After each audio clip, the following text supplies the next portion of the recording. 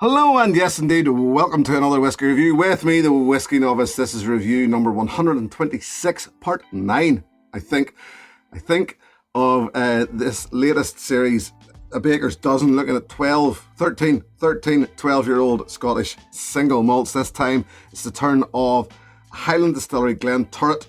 Glenturret there, partially owned, I was going to say owned by, but partially owned by the Lalique Group, which leads, of course, to this, I think, a beautiful bottle. It's just, and if you look on the bottom, it's stamped by Lalique, the glass people there. And I mean, this sort of, I'm going to say, Art Deco style decanter sort of shaped bottle. And I mean, I just do. I do. Sometimes I talk about the bottle because sometimes I think it's worth talking about. It is just a vessel, I've said it before, but sometimes they do look the part. And this, I think, is a prime example of that. This is really only the second batch release. They were released, the 12-year-old came about in 2020. This is the 2021 version of it. And they claim on the bottle, Glenturret, Scotland's oldest working distillery. Well, I mean, it's one of those things. It's a bit like, I find it a bit like Bushmills Distillery there, Ireland's oldest distillery. I mean, it is if you want it to be. If you look at the history, you'll probably find different. But, you know, let's just go with it. It's just some writing on the label. Sometimes the writing on the label means something. Generally, unfortunately, as Ralphie would say, that writing on the label, that is our contract. But unfortunately, a lot of the times it's just bump. It's just stuff that's written on there. So you just go with it, don't you? This one, as I said, 12-year-old, couple of years old now, a couple of years going. This is matured in American and European sherry oak casks. Yeah. So not a whole lot more to tell you than that. It is natural colour, bottled at 46%. It is non-chill filtered. And it is getting talked up an awful lot. So why is it getting talked up an awful lot? Well, I'm going to tell you what I think of it, shall I? Rich, there's a slight rubbery note that I'm actually getting for the first time. And I'm saying for the first time, I couldn't put my finger on it before, but that's what it is. It's a slight rubbery note. But there's also, there's a very strong, funky, aged thing about this. Old leather. There's a savoury note. I'm going to say it's either soy sauce or Worcester sauce, but it's a tangy sauce. And there is definitely a savoury note in there for me.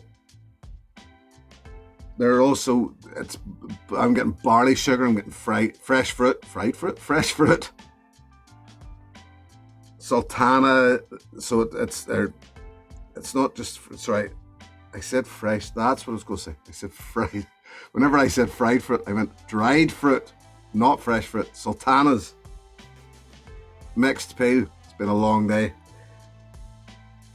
There's also a dank oakiness, like dunnage. There is a dunnage sort of whiff of it.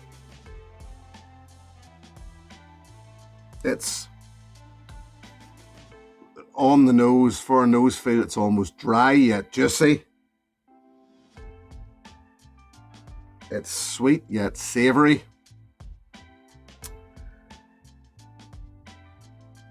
And then after a while, this has been poured a while. After a while, it becomes quite chocolatey.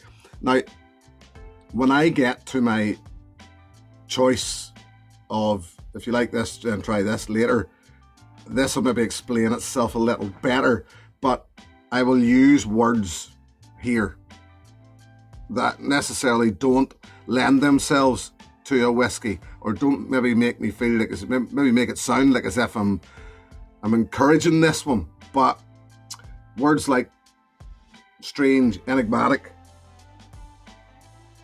it's different. It's definitely different, and it ain't for the faint of heart. This, I can tell you, is not a beginner's whiskey by any means. It's not. and priced at between 60 and 70 pounds. It's not priced as a beginner's whiskey either. Yeah, so let's get into the palate, shall we?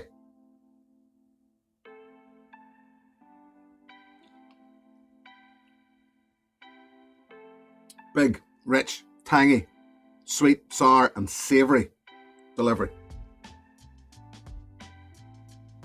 It's nice, it's not too thick, not too thin, mouthfeel. And I mean that, it just feels like quality. Chocolatey once again.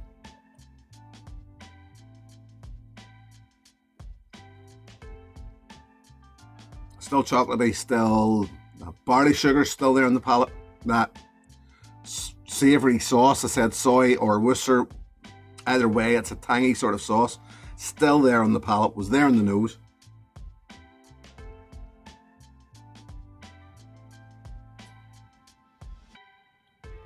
There is a darkness on the palate of that sherry maturation, but it's still very tangy. Still on the palate as it was in the nose. Very different, very enigmatic. It's a tester. I found it a tester for myself, for someone reviewing whiskey. In a good way, in a good way. And we'll get to that. We'll get to that.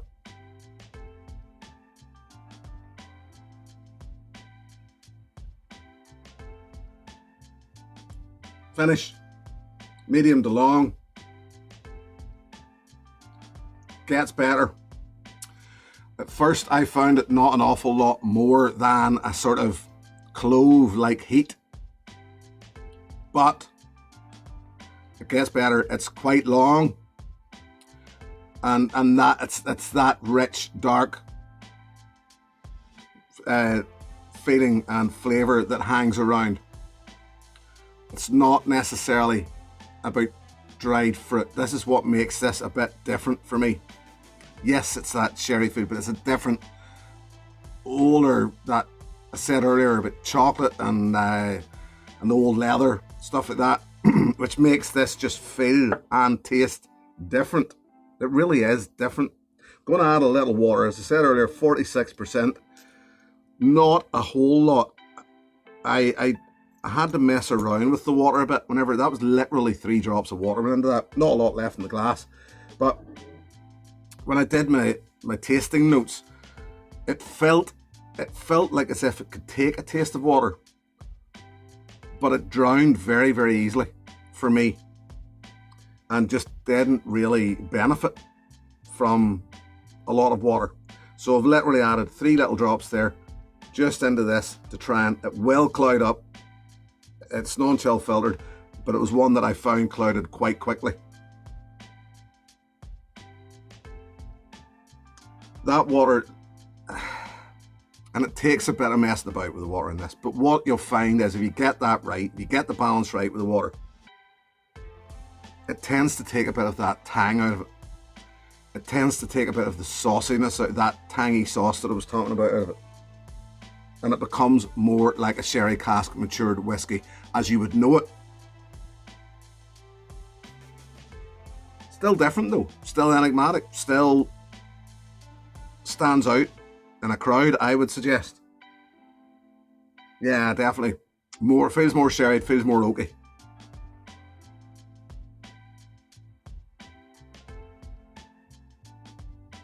Yeah, the palate changes. The palate changes more than the nose. It becomes sweeter, less savoury.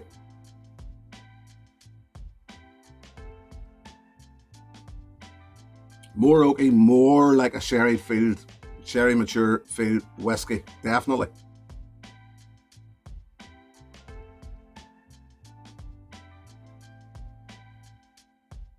But I have a problem with that because it takes a bit of the difference out of it.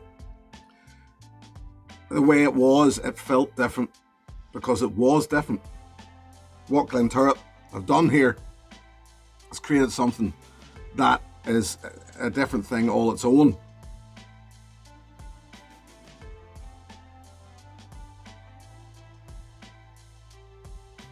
The finish benefits from the water because it takes a lot of that clove heat out and lets that chocolatey thing hang around.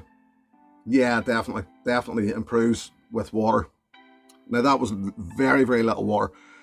I would definitely recommend if you're gonna try water in this, don't go mad with it and just play about for a while with it till you find what suits you, because it's all right every now and again just to fire some water in. It's almost too good, too different a whiskey to be just messing around with and wasting, which I would say you're doing by adding too much water with this. You're technically ruining it and wasting it.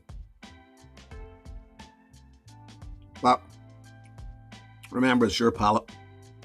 Yeah, an old woody note there, and yeah, it changes completely for me. Look, there's a reason people were talking about this over the last couple of years. It's good stuff. It is good stuff. It's different. It really is different.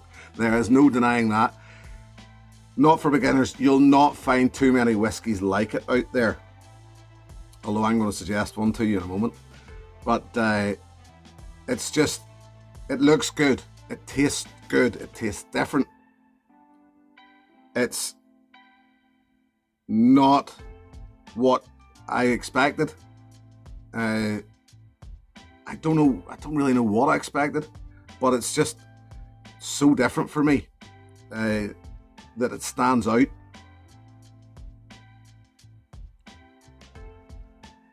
That little touch of water just changed that completely for me. So listen, I'll leave it there and say, yes, it's expensive. 60 to 70 pounds, 12-year-old, okay, it's very naturally presented. It is. It comes in a beautiful vessel with a cork that you could probably kill a small animal with. You know, it's pricey, but it's one of those, I would suggest, a special treat whiskey. You buy it and you treat yourself to it. You treat a guest to it. You bring it just every now and again. It's not a sipping whiskey. It's not something you would just sit there day in, day out sipping at. I don't think personally. It's something that's just that little bit different. So let's just leave it there.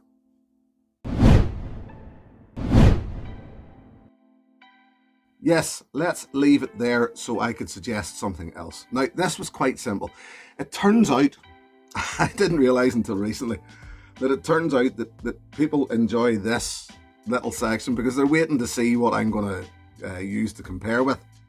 And sometimes it's incredibly difficult because, for one, I don't want to keep repeating myself. I don't want to just keep saying, look, here, try this. Here, I would recommend this. Sometimes, every now and again, I'll open a whiskey and try it. And then one pass, or my first nose, my first sip, I'll know straight away what I'm going to suggest to you. And this was one of them. For me, personally, remember, these are all personal opinions. But for me, it was this. The signatory Editor, independent bottling, obviously owned by Editor, owned by Singleton there. But the independent bottling of the 10-year-old. And the reason why I'm suggesting this was, I'll throw up a link to the review in here. There was so many things, and I actually checked back when I was doing my tasting notes for this, and checked back again to see, and there was a lot of things that were, I rarely use the word enigmatic, used it here, and I also used it for the Editor, because it's just so different. It's such a different dram. It's got that real funky, savoury note that both of them had. Also bottled at 46%. Also naturally presented, the Editor. So, definitely. And I think if you look around, actually I think the Editor comes in slightly cheaper than this here. But, that's neither here nor there. But yeah, it did seem quite simple for me on this occasion to just say, look, if you like the Glenturret 12-year-old and you're looking for something of that sort of feel, but you can't find it out there, for me, definitely this here. Don't go for the standard official bottling of the Edward Orr 10-year-old. It's different. This is the one I would suggest. The Edward Orr Signatory. I think I said Singleton earlier. I meant Signatory. Part of the unchill filtered group. So there you go. That's what I would suggest. Look, yes, definitely. There's a reason, as I said earlier, that people are talking about the Glenturret 12-year-old. It's a good one. It is a good one. So if you can get a ball, they are going fast. A lot of the places sold out already, I noticed. The last year's, the 2020 edition, I think, is pretty much gone everywhere. Probably on the secondary market now. If you can get your hands on this, I would recommend it. There you go. Done. I'd like to thank you all for being here, as per usual. Of course I do. And I would like to thank my patrons. That's what they're called, yes. If you wish to join that group, the details are below. Yes, they are. Till the next time, my friends, when I'll be back with something a little different, here's your good health. Cheers. Hey, thanks for watching my video. Please click and subscribe to be notified of further content.